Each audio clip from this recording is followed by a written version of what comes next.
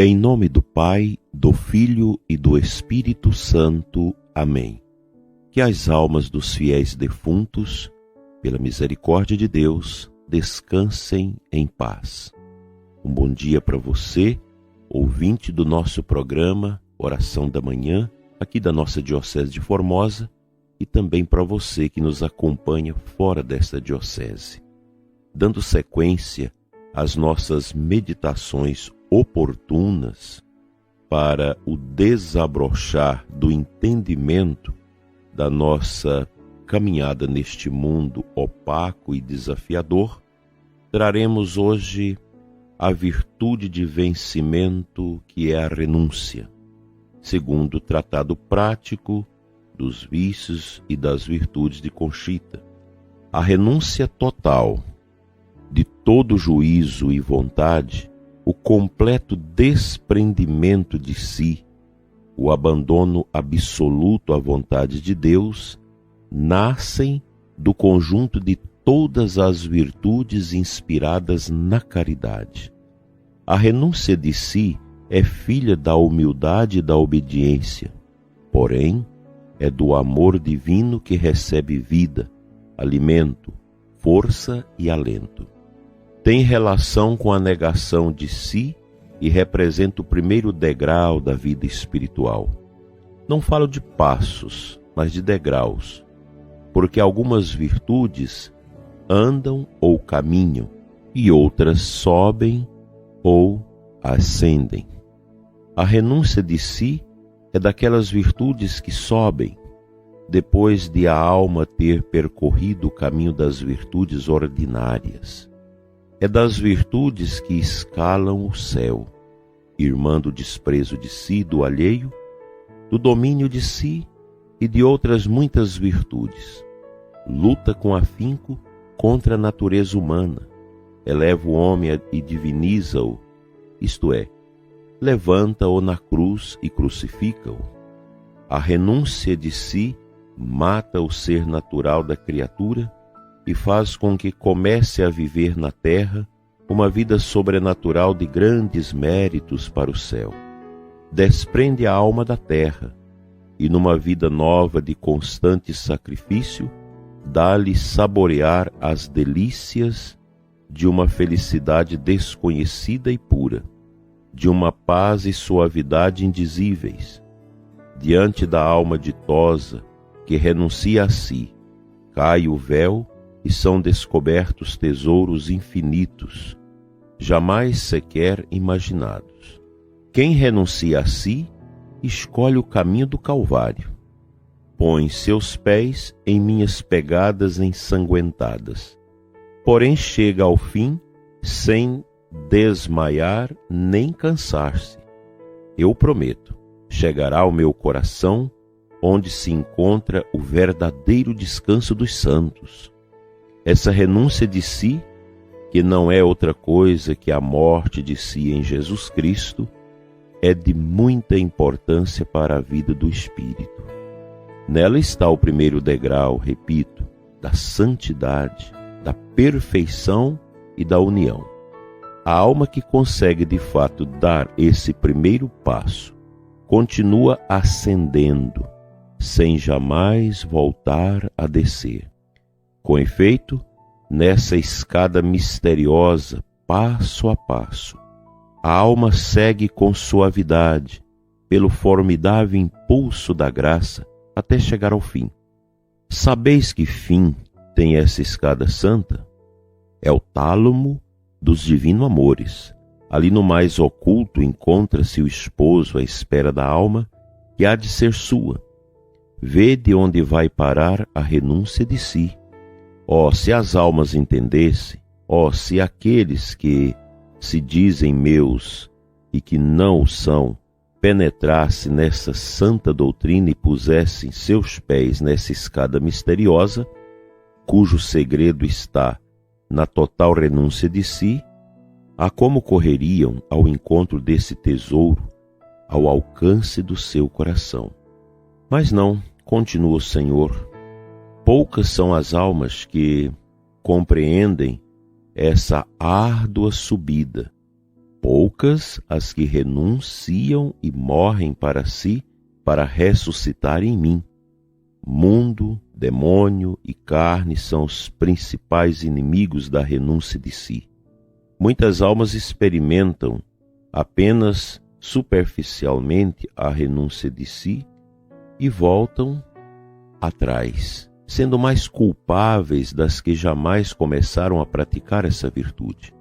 Poucas são as almas que fervorosamente empreendem essa ascensão. A essas poucas eu prometo aquilo que olhos não viram, nem ouvidos ouviram, um prêmio cujo valor infinito sou eu mesmo. Então, prezado ouvinte, é uma palavra firme, uma palavra exigente que nós escutamos nesse tratado acerca desta renúncia. Ser cristão de verdade não é algo tão fácil, e a gente sabe disso. Daí ser muito melhor dar vazão aos instintos, aos desejos e viver o paganismo. O paganismo é justamente o contrário de tudo isso. É você fazer o que te agrada. É você cultivar você mesmo. É você investir alto nos seus desejos e naquilo que lhe faz bem corporal e afetivamente.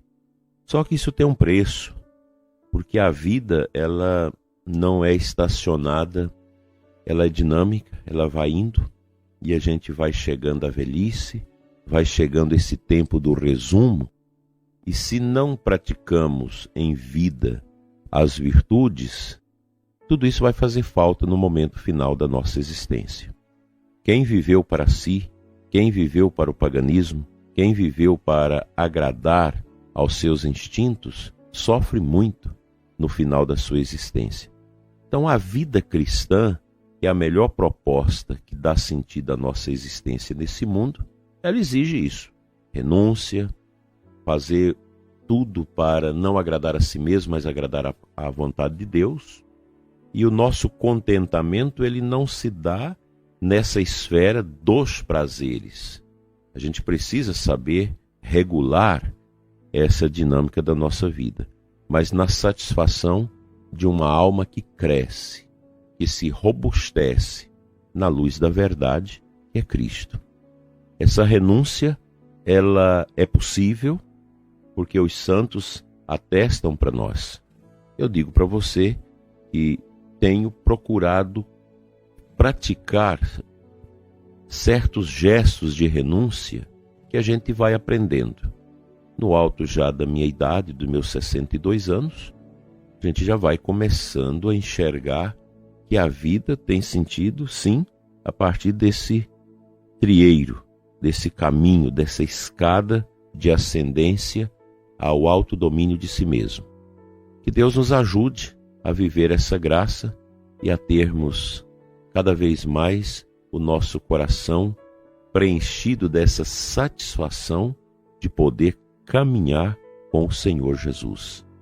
Fazer a vontade de Deus é a nossa missão. Daí a necessidade de renunciar a nós mesmos em favor dessa pérola extraordinária que é o ressuscitado, que é o próprio Deus em nós. Amém.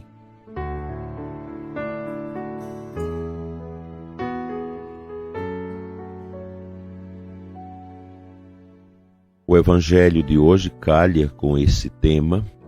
É o evangelho de Mateus 19, 16, 27, que a gente chama de a parábola do jovem rico. A gente não sabe se era um jovem, mas é importante esse ensinamento, essa parábola de Jesus. E no final do texto de hoje, Jesus diz para aquele personagem: se tu queres ser perfeito, vai, vende tudo o que tens, dá o dinheiro aos pobres e terás um tesouro no céu. Depois vem e segue-me. Quando ouviu isso, o jovem foi embora cheio de tristeza, porque era muito rico. Aqui dá para a gente fazer essa ponte, essa ligação com o tema da renúncia. É preciso renunciar. E eu digo para você, prezado ouvinte, você que tem muitos bens, organize tudo isso, para que depois não fique para trás, depois da sua morte, toda uma penúria, um sofrimento para os herdeiros, abrindo caminhos para brigas, desavenças. Organize os seus bens, desapegue deles. Os bens são importantes para a manutenção da nossa vida, para nos dar o conforto para o trabalho, para a nossa existência, mas a gente, como cristão, nunca pode colocar os corações nossos amarrados a essas coisas. E devemos educar os filhos para isso. Eduque os seus filhos para que eles trabalhem, para que eles tenham suas coisas e não fiquem olhando para os seus bens e até agourando o seu fim, o fim da sua esposa, para que eles possam tomar posse disso. É preciso renunciar aos orgulhos, renunciar a essas soberbas que nós temos no coração e sermos livres. Se Jesus nos libertar, nós seremos verdadeiramente livres. Eu conheço muitas pessoas que são ricas e que são profundamente livres. Pessoas que usam de suas riquezas para fazer o bem, para ajudar a igreja, para ajudar o reino de Deus. Isso não tem preço. Pessoas que fazem tanto para as outras, que ajudam tanto a obra de Deus, sem querer aparecer. Porque se você dá esmola, se você ajuda e quer aparecer, já perde o sentido espiritual disso. A gente precisa ser aberto, profundamente aberto, a esse esvaziar-se de nós mesmos, porque essa foi a atitude de Cristo. E nós, como cristãos, fazemos acontecer em nós as atitudes, os sinais e as vivências que Jesus teve entre nós.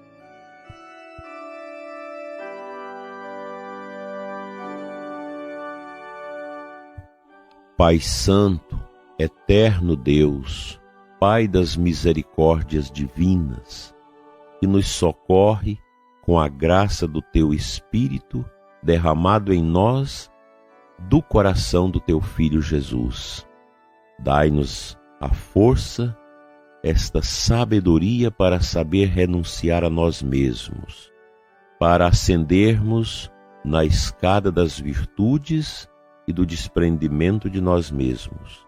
Não deixe, Senhor, que nós fraquejemos e andemos para trás e voltemos ao porão da prisão em nós mesmos. Liberta-nos de todo acorrentamento ao orgulho, à soberba e aos apegos.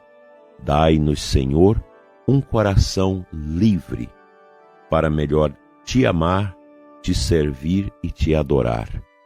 Fica, Senhor, conosco e faça de nós homens e mulheres abençoados nas nossas comunidades, servidores da humildade e praticante das virtudes. Amém.